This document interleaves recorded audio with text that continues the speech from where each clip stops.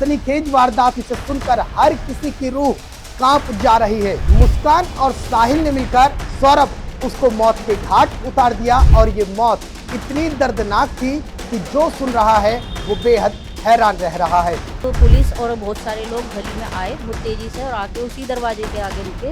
तब हम भागे गए। हमने पूछा क्या हुआ, तो पता चला कि यहाँ पे मर्डर हुआ। वो बहुत इंट्रोवर्ट थी, सोचा भी नहीं था, सपने में भी नहीं सोचा। दुख इस बात का है कि पति को भगवान से मांगने की वो करती है प्रार्थना, उसने देखा उसे पति की वो कर दिया जो इसके लिए बाहर रह के कमाता था।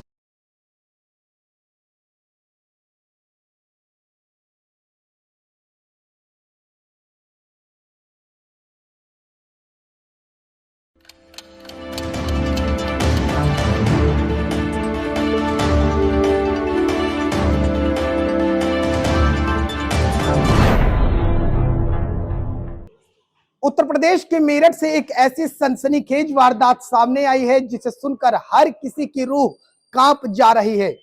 जी हां, हम बात कर रहे हैं मुस्कान, साहिल और सौरभ की, जहां पर मुस्कान और साहिल ने मिलकर अब मुस्कान का जो पति था सौरभ, उसको मौत के घाट उतार दिया और ये मौत इतनी दर्दनाक थी कि जो सुन रहा है वो बेहद हैरान रह रहा है।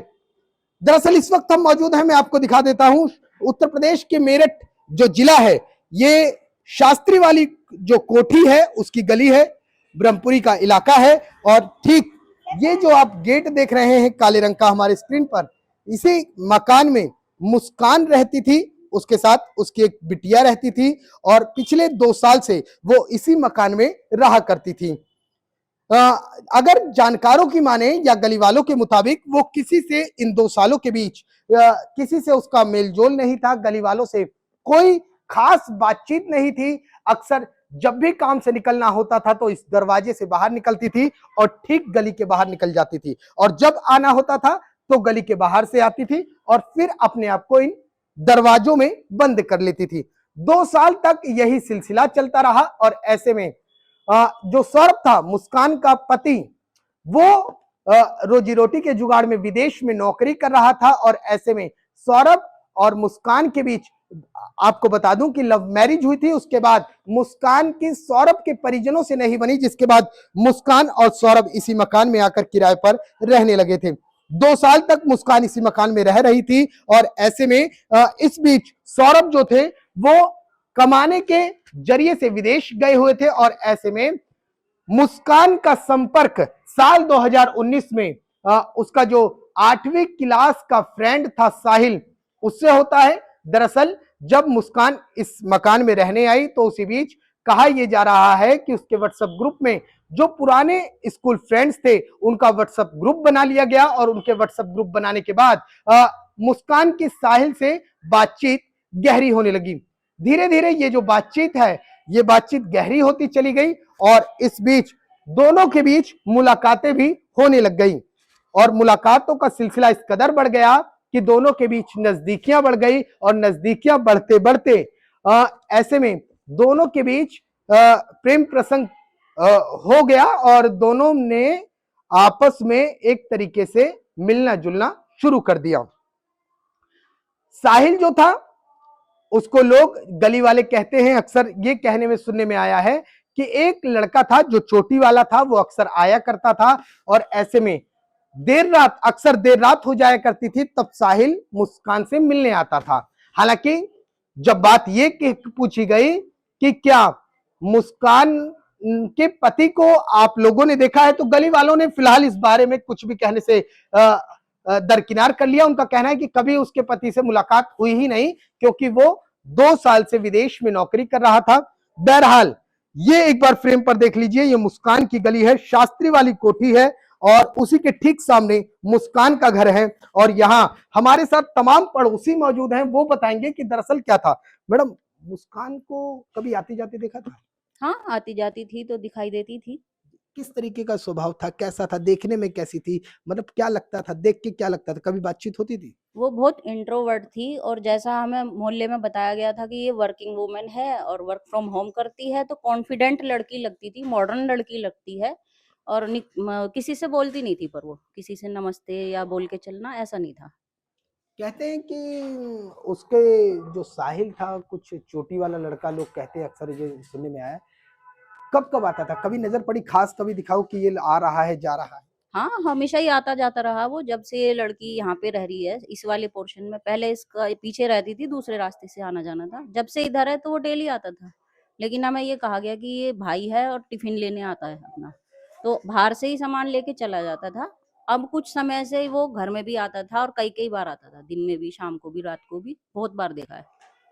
क्या लगता है, कभी आप लोगों ने बातचीत करने की कोशिश की हो, कभी जवाब दे मतलब कुछ कहने की कोशिश की हो, तो उसके रिप्लाई में कुछ उसने जवाब दिया हो मुस्कान ने? कभी देखिए ऐसा हुआ है? देखिए, जब तक सामने वाला कोई रिस्पॉन्स नहीं देता ना अगर, तो हम क्यों बोलेंगे किसी से। हमने कभी कोशिश नहीं की। जी। जब कोई रिस्पॉन्स आता तो हम बोलते भी, नमस्ते करती तो हम आगे बोलते भी। उसने कभी नमस्ते नहीं की, इग्नोर मारती है सबको, तो हम क्यों बोलेंगे। 2 साल में आपकी पड़ोसन रही और आपसे कभी बातचीत ही नहीं हुई?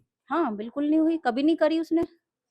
कभी फेस्टिवल नहीं मनाती वो, कोई त्योहार नहीं करते देखा हमने, बल्कि हमें लगता है शायद वो उठती भी देर से ही थी। कभी कूड़ा भी नहीं फेंकती थी बाहर आके, पड़ोसी या कोई और उठवाता था कूड़ा भी। हस्बैंड से कभी मुलाकात हुई हो, सौरभ से? वो तो हमने लास्ट, अब फरवरी के लास्ट वीक में ही देखा है पहली बार, और पड़ोसियों ने ही बताया कि ये उसका हस्बैंड है। जब मैंने उसके साथ आते जाते देखा तो वही पूछा, ये कौन है, कह रही ये इसका हस्बैंड है, अभी आया है ये फरवरी के लास्ट वीक में। लगता था कि इतनी बड़ी वारदात गली में हो जाएगी? सोचा भी नहीं था, सपने में भी नहीं सोचा था। गली में क्या, हमने तो कभी कहीं सोचा ही नहीं था इतनी बड़ी वारदात होती होगी। आपको कैसे पता लगा पहली बार कि आप बतौर उसके मकान से और आपका मकान चंद कदमों की दूरी पर है? पहली बार कब पता लगा कि इस तरीके की बड़ी वारदात हो गई? जब पुलिस और बहुत सारे लोग गली में आए बहुत तेजी से और आके उसी दरवाजे के आगे रुके, तब हम भागे भागे गए। हमने पूछा क्या हुआ, तो पता चला कि यहाँ पे मर्डर हुआ है। मर्डर किस तरीके का, वो ये पता उस टाइम नहीं चला था? 10-15 मिनट बाद ये भी पता चल गया कि ड्रम में है, और वो लड़की भी पकड़ी गई है, अच्छा, लड़का। ड्रम में जब ये खबर मिली आपको ड्रम में है, तो ड्रम क्या यहीं से बरामद हुआ था, ड्रम आप लोगों के सामने से, या ये सिर्फ सुनी सुनाई बातें थी? नहीं, सुनी सुनाई नहीं है, बरामद यहीं से हुआ है, लेकिन लेकर इस गली से नहीं गए। इस मकान में पीछे भी एक रास्ता है, उधर से लेकर गए थे, क्योंकि इधर बहुत पब्लिक थी, भीड़ बहुत थी। हादसे के बाद सौरभ की मम्मी भी आई होंगी, परिजन भी आए होंगे, आए थे, देखा था आप लोगों ने? शायद वो सौरभ की बुआ थी जो आई थी, एक लेडी आई थी, एक लड़की भी थी, पर मेरे ख्याल से वो मम्मी और बहन नहीं थी। मीडिया में फोटो देखे हैं तो वो नहीं थी शायद। भाई आया था, भाई को देखा था।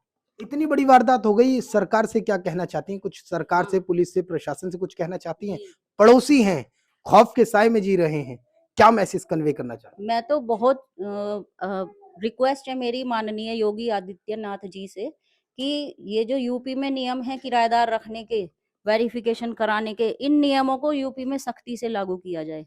वरना आम आदमी के बीच कोई इस तरह की संदिग्ध व्यक्तित्व का आदमी आए जाए और कुछ ना हो और हमें पता भी ना चले, तो सबके लिए खतरे की बात है।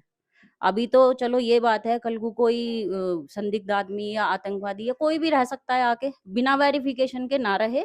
किराएदारों की, कोई भी लड़की या लड़का अकेला रहे तो उसके परिवार वालों की एनओसी जब तक ना मिल जाए तब तक उसको घर मकान किराए पे ना मिले। हाँ, कितने समय से आप यहाँ पर रहने, लमसम कितना समय हो गया? मुझे तो 16-17 साल हो ठीक गए। है मैडम, ये 16 साल आपको हो गए और आप इस गली को बहुत अच्छे से नब्ज नब्ज तक जानती हैं, कि परिवार को एक एक सदस्य को जानती हैं। मुस्कान जैसे और भी तमाम इस इलाके में या उत्तर प्रदेश में लोग रहते हैं, मुस्कान जैसे, क्या ऐसे कई और भी लोग हैं जो आपकी गली में रहते हैं और उनसे बातचीत ही नहीं है? ऐसा तो कोई भी नहीं है, और हमने कभी ऐसा नहीं देखा कि कोई किसी से ना बोले। ऐसा इंसान तो हमने देखा ही नहीं। पढ़ने वाले बच्चे होते हैं, इंट्रोवर्ट होते हैं, पर वो भी किसी ना किसी से नमस्ते करके चलते हैं, बोल के चलते हैं। वो किसी से नहीं बोलती थी। ठीक। इस बीच 2 साल में मुस्कान के परिवार वाले या उसके कोई रिलेटिव कभी आते-वाते देखे थे आपने, कि कोई आता हो, या सिर्फ अकेले ही रहती थी? अकेली रहती थी, इस गली से कोई नहीं आता था, पर हमने अब ये सुना है कि पीछे वाले रास्ते से उसके पापा आते थे, डेली ही आते थे, अपनी देवती को स्कूल छोड़ने, लेने, ट्यूशन के लिए आते थे। इस गली से नहीं आए और हमने कभी नहीं देखा। ठीक है। तो ये मुस्कान के पड़ोसी हैं, जिस तरीके से बड़ी वारदात हुई, सनसनीखेज वारदात हुई, पूरा पड़ोस सहमा हुआ है, डर के साए में जी रहा है। वारदात हो गई, मुस्कान जेल चली गई, साहिल जेल चला गया और सौरभ इस दुनिया को छोड़कर चले गए। लेकिन पड़ोसी अभी भी डर रहे हैं। पड़ोसियों का कहना है कि आखिरकार इतनी बड़ी वारदात हो गई और ऐसे में अगर किराएदार रखे जा रहे हैं तो सरकार से गुजारिश है, बहुत कायदे, कानून और नियम सख्त किए जाएं ताकि इस तरीके की वारदात आगे ना हो सके। बहरहाल फिर से चलते हैं मुस्कान के मकान पर और सिलसिलेवार तरीके से समझाते हैं कि वारदात कैसे हुई, किस तरीके से हुई, मुस्कान ने किस तरीके से हादसे को अंजाम दिया और फिर उसके बाद किस तरीके से सौरभ की जो लाश थी, जो शव था, उसको किस तरीके से ठिकाने लगाने की तैयारी की। कैमरा पर्सन से कहेंगे मुस्कान का गेट दिखाया जाए। ये मुस्कान का गेट है, देख लीजिए। मुस्कान इसी मकान में रहती थी और मुस्कान और सौरभ के बीच कई बार आपसी तालमेल को लेकर झगड़ा भी हुआ। बात यहां तक पहुंची कि दोनों के बीच तलाक को लेकर भी प्रक्रिया शुरू की गई, लेकिन कई बार पुलिस के समझौते में मुस्कान ने तलाक लेने से मना कर दिया और फिर ऐसे में यहां पर मुस्कान ने कहा कि सौरभ और मुस्कान दोनों साथ रहेंगे बच्ची के देखभाल के लिए, बच्ची के भविष्य के लिए। लेकिन उस वक्त जो कड़ियां थी वो पूरी तरीके से जुड़ गई और दोनों के बीच जो समझौता था वो हो गया। मुस्कान फिर इसी मकान में आकर रहने लगी। सौरभ वापस जहां विदेश में काम करते थे, विदेश में काम करते रहे। इसी बीच मुस्कान ने साहिल के साथ मिलकर इसी मकान में, ये मकान आप देख लीजिए, फिलहाल ताला लगा हुआ है। इसी मकान में मुस्कान ने साहिल के साथ सौरभ को मौत के घाट उतारने की तैयारी कर ली और ऐसे में तैयारी भी कुछ छोटी मोटी नहीं थी, तैयारी भी पूरे मास्टरमाइंड इस खेल की मुस्कान रही। मुस्कान ने ये जानती थी, मुस्कान को बखूबी पता था कि सौरभ को सामान्य तौर पर मार पाना बहुत मुश्किल होगा। ऐसे में मुस्कान और साहिल ने मिलकर ये तैयारी की कि इसी मकान में जब सौरभ मिलने आएगा तो उसको नशीली दवाइयां देकर पहले सुलाया जाएगा, ताकि जब वो सो जाएगा तो उसको चाकू से गोदकर मौत के घाट उतारा जाएगा। ठीक ऐसा हुआ भी। मुस्कान का, जानकारों की माने तो मुस्कान का या मुस्कान की बिटिया का आगामी दिनों में, मतलब जो बीते कुछ समय में जन्मदिन था, तो ऐसे में सौरभ अपनी पत्नी से, मुस्कान से मिलने आए। बिटिया या पत्नी में से किसी एक का जन्मदिन था, उसको सेलिब्रेट करने पहुंचे और उसी बीच मुस्कान ने अपनी पूरी तैयारियां कर ली थी। मुस्कान डॉक्टर के पास पहुंची, स्थानीय डॉक्टर के पास। वहां पर मुस्कान ने कहा कि उसको रात रात भर नींद नहीं आती है, डिप्रेशन की पेशेंट है और ऐसे में नींद की दवा दी जाए। बहरहाल कुछ पड़ोसी और हैं, सर से बात करते हैं। सर, यहीं रहते हैं? हाँ जी। कौन सा मकान है? ये वाला है। ये वाला है। अच्छा, ये बताइए, ठीक आपके सामने वाला मकान है, कभी आभास था इतनी बड़ी वारदात हो जाएगी? जी, मतलब ही नहीं सर, वो तो बस उसको मतलब किसी से रखती नहीं थी। गेट खुला, जो सामान खाने पीने का वो रखे थी, किसी राम दुआ कुछ नहीं थी। सौरभ जब आए थे मुलाकात हुई थी? हाँ, उनसे हुई थी। वो तो हम अभी लिया था हमने मकान 1.5-2 साल पहले, पहली बार मुलाकात हुई थी। बहुत सज्जन, बढ़िया आदमी। किस व्यवहार के थे? शानदार थे? बिल्कुल बेहतरीन। और पत्नी? वो पत्नी से कभी बात ही नहीं हुई, आज लोग बोले ही नहीं। कभी ऐसा हुआ हो कि आपके घर वालों ने कुछ कहने की कोशिश की हो? कुछ वो बात किसी से वो कहती थी, हमारे कोई भी आवा, कोई भी जावा, हमारे से कोई मतलब नहीं। और वो चोटी वाला लड़का? चोटी वाला रात बेरात को कभी आ गया, दिखता था? कभी बाई चांस दिखता था? मतलब दिखता जरूर था। दिखता था। हाँ। चलिए, पड़ोसी हैं। अच्छा, ये एक बात और समझाइए, कब पता लगा कि ये इतनी बड़ी वारदात हो गई? जब सब पुलिस आ गई, हमें खुद नहीं पता, देख लो इतनी बड़ी वो है। दुख इस बात का है कि कि इतना मतलब लेडीज होने के बाद लेडीज पे इतना, हर लेडीज पे वो उठता है सवाल, जबकि लेडीज तो इतनी वो होती है कि पति को भगवान से मांगने की वो करती है प्रार्थना। वो उसने देखो उसे पति को ही वो कर दिया जो इसके लिए बाहर रह के कमाता था। ड्रम जो बरामद हुआ वो आपके सामने ही बरामद हुआ? नहीं, वो पीछे से लाते, 2 रास्ते हैं ना इसके। अच्छा, इसी में काटा गया था सौरभ को? वो सर ये जानकारी ज्यादा है, हम कह तो इसी में रहे हैं, पर पीछे से जो भी हुआ ना, बाकी उधर से ही निकल के गए यार। वो पुलिस ने यहीं से हिरासत में लिया, पीछे वाले गेट से? पीछे वाले से। पीछे वाले से, मतलब आपकी निगरानी में, आपकी नजर में? बाद में जब भीड़ लग गई, जब हमें पता चला। चलिए, पड़ोसी हैं, पड़ोसी का कहना है कि ज्यादा तालमेल नहीं होता था और ऐसे में मुस्कान आती थी, जैसा कि अभी हमने बताया, बाहर अपने काम से निकलती थी और काम से ही करने के बाद अपने घर में, इसी मकान में वापस लौट जाती थी। बहरहाल मैं बता रहा था कि मुस्कान इस खेल की पूरी मास्टरमाइंड रही। मुस्कान ने डॉक्टर से मुलाकात की और बताया कि वो डिप्रेशन का शिकार है और ऐसे में नींद की गोली की मांग की। जब डॉक्टर ने नींद की गोली दे दी तो मुस्कान ने साहिल को सारी बात बताई और बताया कि किस तरीके से पूरी प्लानिंग की जाएगी, किस तरीके से हादसे को अंजाम दिया जाएगा और कैसे वारदात को पूरी प्रक्रिया के तहत निपटाया जाएगा। ठीक है। उसके बाद मुस्कान पहुंची एक स्थानीय दुकान पर, घर से थोड़ी दूर पर एक दुकान है, वहां से मुस्कान ने पहले चाकू खरीदा और उसके बाद एक उस्तरा खरीदा। और जब सौरभ यहां पर बिटिया या मुस्कान का जन्मदिन सेलिब्रेट करने पहुंचे, तब मुस्कान ने सौरभ को 4 मार्च को नशीली दवाई उसके खाने में मिला कर दी। और खाने में जब मिला कर दी तो जो सौरभ थे वो उन दवाइयों जो खाना था उसको खाकर, नींद की क्योंकि दवाइयां थी खाने में, उसको खाकर बेहोशी की हालत में चले गए। और तब मुस्कान ने अपने प्रेमी साहिल को बुलाया और इसी मकान से साहिल की एंट्री होती है। देख लीजिए, इसी दरवाजे से साहिल देर रात 4 मार्च को पहुंचते हैं और पहुंचने के बाद साहिल और मुस्कान दरवाजा बंद करते हैं और फिर सिलसिलेवार तरीके से चाकू और उस्तरे की मदद से एक एक करके पहले तो सौरभ के धड़ को अलग किया जाता है, सिर को अलग किया जाता है, जो कि उसका बेड था, बेड के कबाड़ के अंदर सौरभ को छुपा के रखने की छुपा के रखा जाए। लेकिन फिर उसके बाद तैयारी ये हुई कि ऐसे शव को ठिकाने नहीं लगाया जा सकता है, तो उसके बाद साहिल और मुस्कान ने मिलकर सौरभ के शव को अंग भंग करने की तैयारी शुरू कर ली। अंग भंग मैं इसलिए कह रहा हूं क्योंकि पहले कलाई काटी गई, फिर पैर काटे गए, इस तरीके से कर करके पूरे शरीर के लमसम 15 टुकड़े किए गए। और 15 टुकड़े करने के बाद पहले योजना ये बनाई गई कि किसी जंगल में सौरभ के शव को फेंका जाएगा। लेकिन जब ये पता लगा, मुस्कान को ये लगा कि पुलिस उस तक पहुंच जाएगी, पुलिस उसको गिरफ्तार कर लेगी, तो ऐसे में साहिल और मुस्कान ने अपना फिर से प्लान बदला। प्लान 2 में साहिल और मुस्कान ने कहा कि अब जो सौरभ है उसके शव को डिस्ट्रॉय किया जाएगा, घर के अंदर ही किसी तरीके से खत्म किया जाएगा। और इस तरीके से खत्म किया जाएगा कि ना पड़ोसी जान पाएंगे, ना रिश्तेदार जान पाएंगे और ना पुलिस जान पाएगी।